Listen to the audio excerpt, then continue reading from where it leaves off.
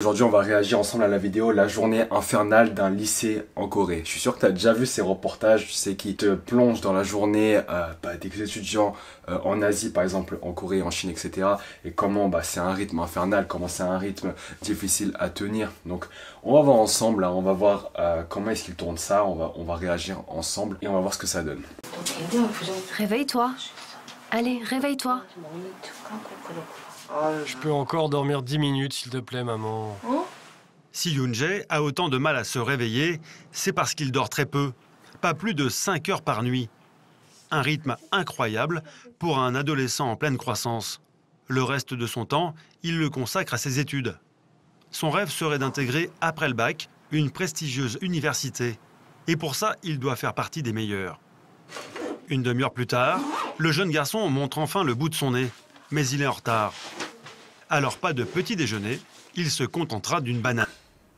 Je sais pas si vous avez vu, mais il a l'air extrêmement fatigué. Vous voyez ici ces cernes là qui se dessinent. En soi, dormir 5 heures, c'est pas... Certaines personnes peuvent dormir 5 heures, mais je pense pas que lui peut survivre vraiment avec 5 heures de sommeil seulement. Il a l'air assez fatigué et franchement, je pense pas qu'il soit au maximum de ses capacités vraiment avec seulement 5 heures de sommeil. Je sais pas s'il arrivera à se concentrer en cours, mais avec 5 heures de sommeil, je sais que certaines personnes fonctionnent très bien avec 5 heures de sommeil, mais s'il a vraiment besoin encore de 30 minutes de sommeil en plus pour se réveiller, c'est qu'il a besoin de beaucoup plus de sommeil. Bon, après, le rythme est vraiment infernal et bien évidemment, c'est assez compétitif. Du coup, je peux parfaitement comprendre sa pression. Il veut intégrer une prestigieuse université parce que ça va dicter le reste de sa vie. Ça va dicter notamment son poste, le salaire qu'il va gagner, etc.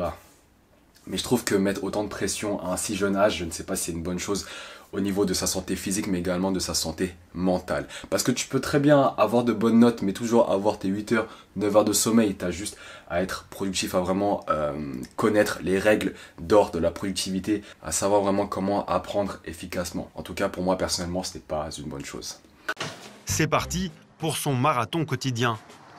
Plus de 15 heures d'études tous les jours, de 8 à 1 heure du matin.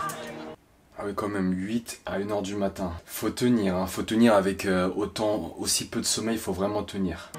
Un emploi du temps démentiel, unique au monde. Première étape, le lycée. Yoon-jae est en seconde, dans l'un des meilleurs de Séoul. Ici, l'uniforme est de rigueur. Les filles et les garçons sont dans des classes séparées et la discipline est stricte. Tous les jours, on doit déposer nos téléphones portables ici. C'est le règlement. Au programme ce matin, une leçon d'économie dispensée par ce professeur. Le cours a beau être intéressant, dès les premières minutes, certains élèves piquent du nez. Là, tu vois déjà les effets d'un manque de sommeil, d'une grosse fatigue qui s'accumule. Les étudiants sont complètement épuisés, là ils peuvent absolument rien apprendre vu que leur cerveau n'arrive pas à se concentrer. Donc comme je le dis souvent, ne confonds jamais mouvement et progrès. Vraiment privilégie au maximum ton sommeil parce que si c'est pour finir comme ça, il n'y a pas vraiment d'intérêt. Au final, tu dors en classe, t'es pas du tout productif. Donc moi je préfère autant que tu prennes beaucoup plus ton temps pour beaucoup plus dormir. Je préfère que tu aies vraiment un mode de vie sain pour vraiment performer correctement plutôt que de devoir t'endormir en classe. Comme Yoon-jae, ils font des journées à rallonge, alors ils rattrapent leur sommeil en retard comme ils le peuvent. Tu vois, il est complètement cuit, on est d'accord. Il est complètement KO. Yoon-jae commence lui aussi à somnoler.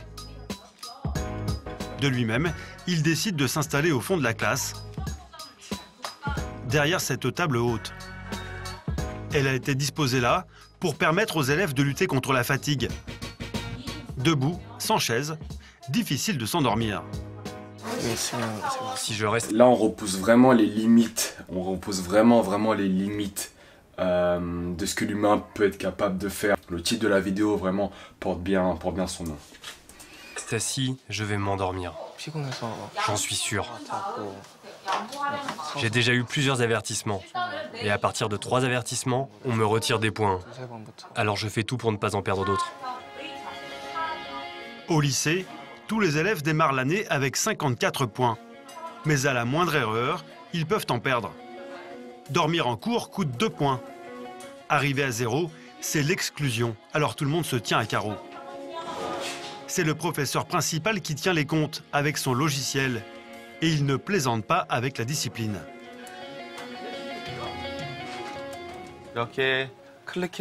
Quand je clique sur un nom, je peux tout savoir sur le comportement de l'élève, à l'heure près, notamment s'il a perdu des points.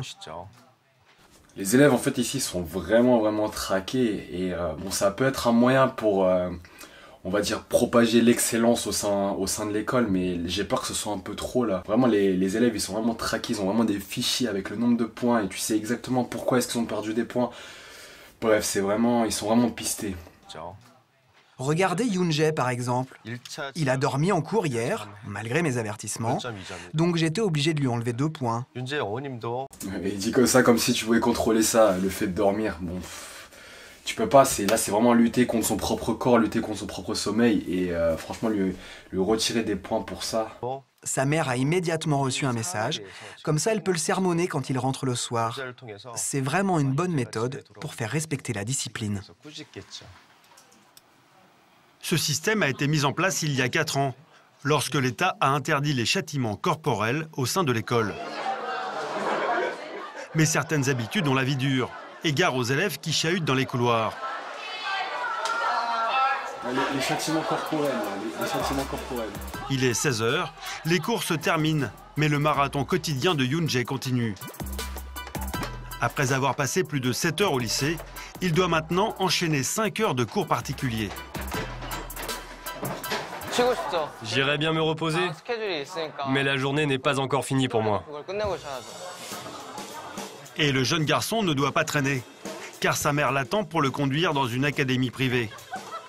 C'est une école qui dispense des cours intensifs. À Séoul, 90% des élèves fréquentent ces établissements après leur lycée. Pour ces cours du soir, les parents de Yoon-jae déboursent 900 € par mois. Pendant 5 heures, le jeune garçon va enchaîner des exercices de mathématiques. Le but n'est pas de corriger ses lacunes, mais de prendre de l'avance sur le programme scolaire. 22 h, Yoon-jae peut enfin rentrer chez lui. Alors certes, le fait de faire des cours en plus jusqu'à 1 h du matin ou jusqu'à très tard le soir, je suis pas forcément pour si ça vient en détriment de ton sommeil, mais le fait de quotidiennement prendre de l'avance sur le programme scolaire, moi je trouve que c'est plutôt une bonne idée, parce que ça va te permettre vraiment de maîtriser les sujets quand ils vont venir, hein, de vraiment avoir une avance. Et tu connais très bien le système scolaire en Corée, c'est ultra compétitif. Du coup ça peut permettre de constamment avoir de l'avance, hein. Ça je suis pas non plus contre, mais pas jusqu'à extrêmement tard le soir, ça je suis absolument pas fan. Avant de partir, il doit pointer comme à l'usine. Ses parents peuvent ainsi vérifier qu'il ne sèche pas les cours. En fait, vraiment, ce que je remarque, c'est que dès très jeunes, on leur instaure vraiment une véritable discipline. Ils sont vraiment comme des machines. Ils sont traqués au moindre geste, ils sont traqués. Et ça peut être une bonne chose vraiment pour avoir des têtes, vraiment des machines de guerre. Mais bien évidemment, il y a aussi des inconvénients, hein. C'est pas un rythme de vie qui est non plus sain, qui est supportable vraiment à long terme. Moi, je pense qu'il faudrait avoir une espèce de balance, beaucoup plus d'équilibre entre la vie sociale, entre l'épanouissement personnel de l'enfant en question et la discipline, la rigueur, etc. Ça y est, enfin. Ça fait du bien. Maintenant, je peux enfin rentrer chez moi, prendre une douche et aller me coucher. En tout cas, c'est des vrais combattants. Ça, je peux pas dire le contraire. C'est des vrais combattants. Mais le plus incroyable, c'est qu'après avoir passé 12 heures dans des salles de classe, Yoon-jae n'a toujours pas fait ses devoirs. Alors avant d'aller se coucher, dernière halte dans la salle d'études de sa résidence. De nombreux immeubles disposent de pièces comme celle-ci pour permettre aux élèves de réviser au calme. Je suis vraiment fatigué là, mais je n'ai pas le choix. Vous avez vu ces bureaux, ces espèces de petits bureaux, moi je trouve que c'est une bonne idée. Pourquoi? Parce que ça permet vraiment de réviser dans le calme sans aucune distraction. Avant, moi j'allais à la BU et tout le temps c'était des tables en fait collectives et je voyais tout le temps la personne en face de moi et du coup c'était une grosse distraction. Là on a juste un mur en face de soi, on a une petite lumière, on est dans le calme, on n'a pas vraiment beaucoup d'objets sur la table. C'est parfait pour vraiment se concentrer à 100% sur tes devoirs, sur tes examens, sur tes révisions, etc. Quoi? Nous, les élèves coréens, nous finissons nos devoirs même s'il est 1h ou 2h du matin. On n'a pas le choix. C'est comme ça. C'est notre boulot. Il est minuit passé.